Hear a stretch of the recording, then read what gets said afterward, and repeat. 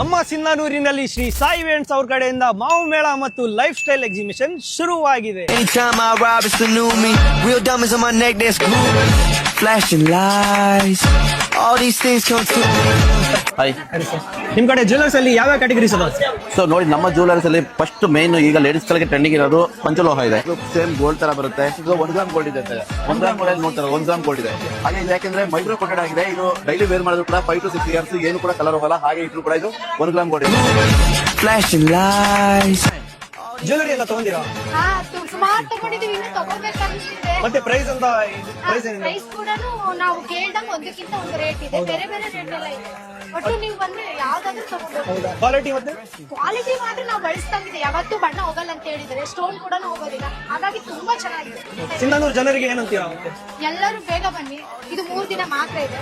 ಈಗ ಸಿಕ್ಕಾಗೆ ತಗೋಬೇಕು. ನಾವು ಬಂಗಾರಕ್ಕಿಂತ ತುಂಬಾ ಕ್ವಾಲಿಟಿ ಇದೆ ಅಂತ ನಾನು ಹೇಳಲಿಕ್ಕೆ ಇಷ್ಟಪಡ್ತೀನಿ. ಬೇಗ ಬನ್ನಿ ಸಿಂಧನೂರು ಜನ.